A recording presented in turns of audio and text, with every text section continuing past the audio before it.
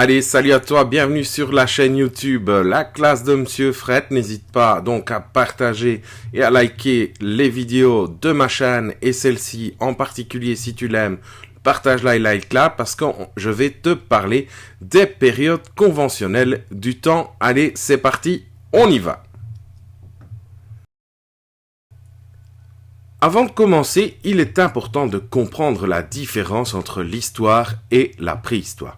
La préhistoire, c'est cette période qui débute avec l'apparition de l'homme sur la Terre et durant cette période, l'homme va évoluer au travers de différents stades que je pourrai t'expliquer dans une prochaine vidéo. On a de l'autre côté l'histoire avec ces différentes périodes que sont l'Antiquité, le Moyen-Âge, les temps modernes et la période contemporaine. Et donc, ce qui a permis de passer de la préhistoire à l'histoire, eh bien, c'est tout simplement l'écriture qui a été découverte en 3500 avant Jésus-Christ dans la région de Mésopotamie que tu peux voir ici sur la carte, non loin de l'Égypte et de l'Arabie. Il faut savoir que les différentes dates utilisées, eh bien, elles diffèrent d'un continent à l'autre. Ainsi, l'histoire n'est pas apparue au même moment dans d'autres régions, puisque nous sommes situés, eh bien, simplement sur le globe terrestre en Europe. Et donc, tu verras que chaque fin et début de période, eh bien, fait référence à un fait historique marquant. Je vais te parler maintenant de cette première période conventionnelle qu'est la préhistoire. Comme je l'ai déjà dit, elle débute avec l'apparition de l'homme sur Terre il y a environ 3 millions d'années et se termine avec l'apparition de l'écriture en 3500 avant Jésus-Christ. Et donc tu vois, les hommes, ils ont évolué. On a d'abord été Homo habilis, ensuite Homo erectus, puis Homo sapiens et enfin Homo sapiens sapiens. Dans la préhistoire, il y a deux grandes périodes que sont le paléolithique, tout simplement, et le néolithique. Voilà, ça c'est vraiment pour survoler un petit peu cette période conventionnelle. La deuxième période conventionnelle dont je vais te parler, c'est l'Antiquité qui débute ainsi avec l'apparition de l'écriture. Eh bien, durant cette période, on retrouve des grandes civilisations comme les Égyptiens, les Romains, mais aussi les Grecs. Mais on retrouve également des grands personnages, des illustres personnages qui ont dirigé ces pays, comme par exemple Cléopâtre qui a dirigé l'Égypte, Jules César pour les Romains, mais on retrouve aussi la naissance de Jésus qui est à la base du christianisme. Et cette période se terminera en 476 avec la chute de l'Empire romain d'Occident qui avait pour capitale Rome. Parlons maintenant de la troisième période qu'est le Moyen-Âge. Le Moyen-Âge débute donc en 476 avec la chute de l'Empire romain d'Occident et cette période est caractérisée justement par les châteaux, les chevaliers, la relation des seigneurs avec leurs vassaux. Un des grands empereurs de cette époque, eh bien, c'est tout simplement Charlemagne. On voit durant cette période également naître une nouvelle religion vers l'an 600, la religion islamique, donc on voit naître l'islam.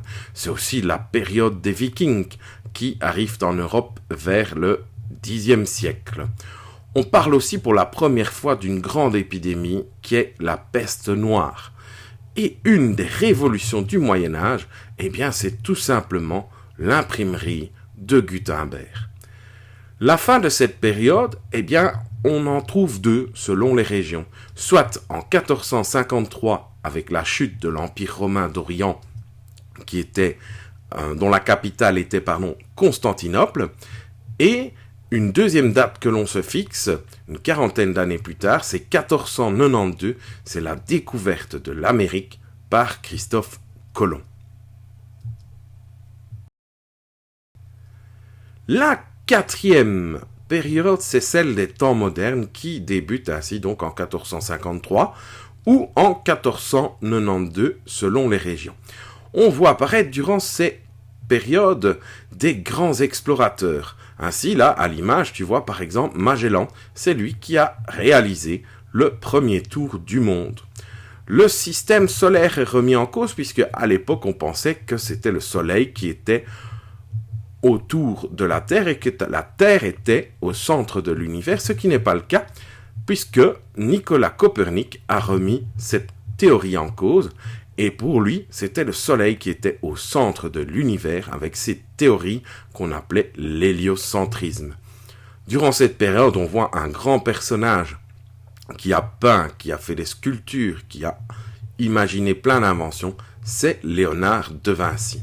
Voici quelques inventions importantes de ces temps modernes.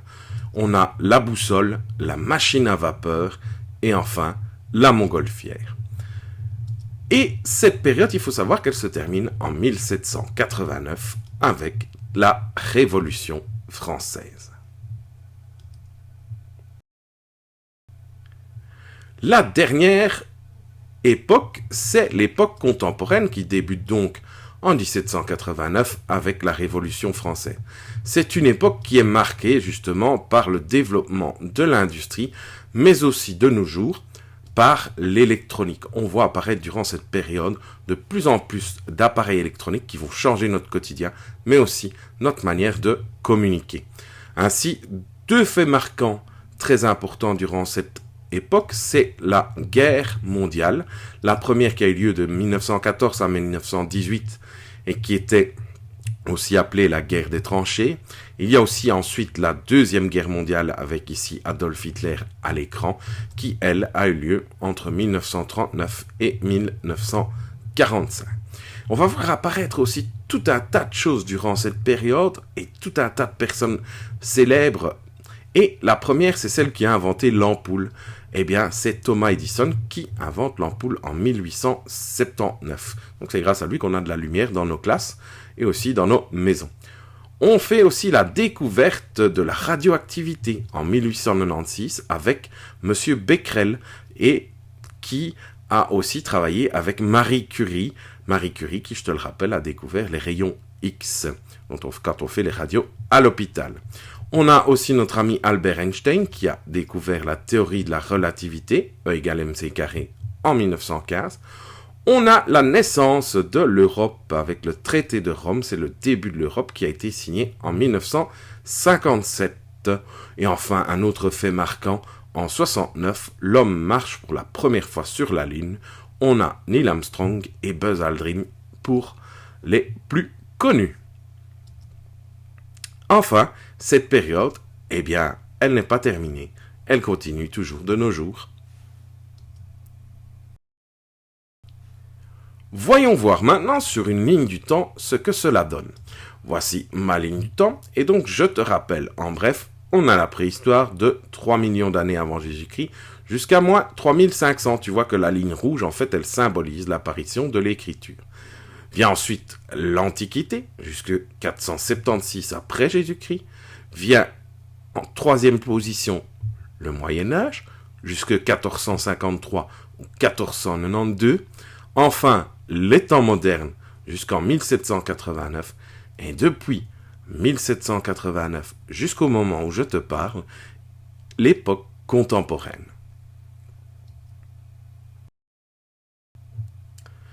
Maintenant, voyons voir un petit peu quels sont les styles d'exercice que tu pourrais avoir dans le CEB.